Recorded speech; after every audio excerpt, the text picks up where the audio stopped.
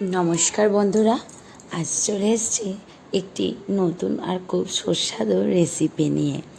এই ওয়েদারেতে সজনে ডাঁটা যে আমাদের কতটা উপকারী সে তো আমরা অনেকেই জানি। আর নতুন যেহেতু এখন উঠেছে সবজিটি, তা খেতে কিন্তু খুব মজাই লাগছে। তো সেই মজারই একটা সবজি দিয়ে একটা মজার রেসিপি নিয়ে এসেছি। প্রথমেই তো ডাঁটা আর আলুগুলো ভালো করে কেটে ধুয়ে রেখে দিয়েছি। তারপরে কি করেছি, কড়া গরম করে ওতে কেটে রাখা একটি মিডিয়াম সাইজের পেঁয়াজ ভালো করে একটু ব্রাউন মতন করে দেখুন অল্প করে ভেজে নিলাম। তারপরেই ওই যে ডাঁটাগুলো ভালো করে যে কেটে রেখেছিলাম সেই ডাঁটা এবং আলুটা দিয়ে দিলাম, এবং ডাঁটা এবং আলুটা পেঁয়াজের সঙ্গে একটুখানি 2 মিনিট নেড়ে চেড়ে নিচ্ছি।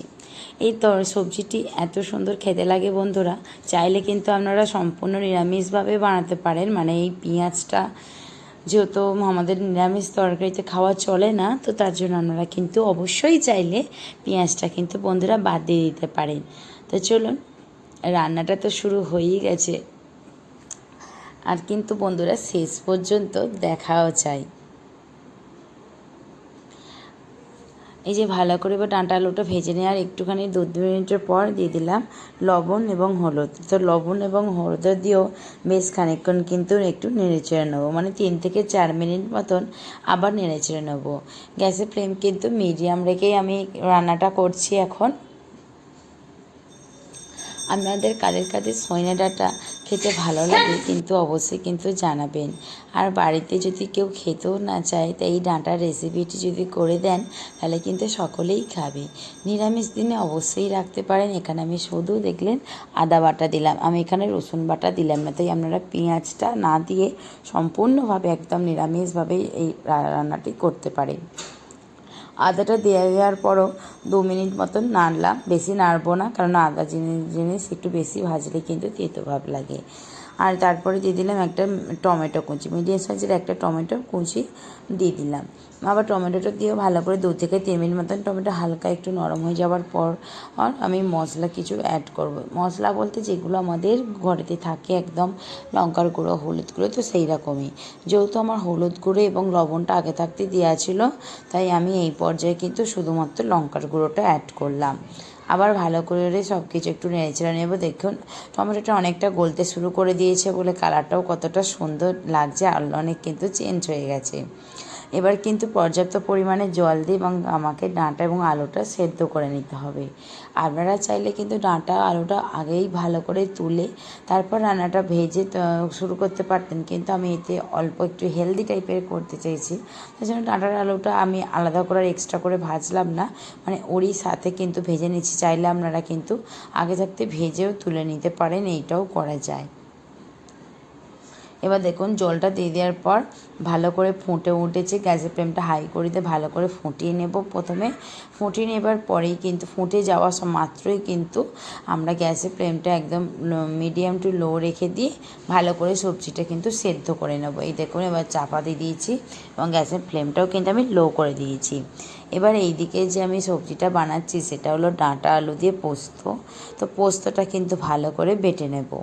পোস্ত দেখুন পরিমাণটা আমি কতটা দিচ্ছি, কারণ একটু পোস্ত তরকারিতে দেখবেন এই যে গ্রেভিটা যখন পোস্ত পোস্ত বেশ খেতে লাগে, তখন কিন্তু খেতে খুব ভালো লাগে।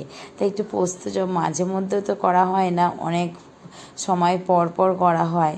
তাই যখন করি কিন্তু একটু ভালো করেই করি, কারণ পোস্তর যা দাম বন্ধুরা। এই যে দেখুন আমার কিন্তু মন ভরছে না, যেন মনে হচ্ছে আর একটু দেবো, আরও একটু দেবো, মানে মিক্সারে জার এতটা, আর যদি পরিমাণটা এইটুখানি হয় তখন তো আর কি মন ভরে। এটা যদি আমি সিলে বাটতাম তাহলে হয়তো একেবারেতেই আমার মনটা ভরে যেত। এই যে দেখুন ডাঁটা এবং আলুটা কতটা সেদ্ধ হয়েছে তা আপনাদেরকে দেখিয়ে দিচ্ছি ভালো করে। দেখুন কত সুন্দরভাবে কিন্তু সেদ্ধ হয়ে গেছে, জলও অনেকটা ছোটো হয়ে গেছে। তো এই পর্যায়ে কিন্তু বেটে রাখা পোস্তটা আমি দিয়ে দিলাম। এটা কিন্তু শুধুই মাত্রই পোস্ত বাটা আছে, পোস্তর সঙ্গে আমি আর কিছু দিই না। তবে দেখুন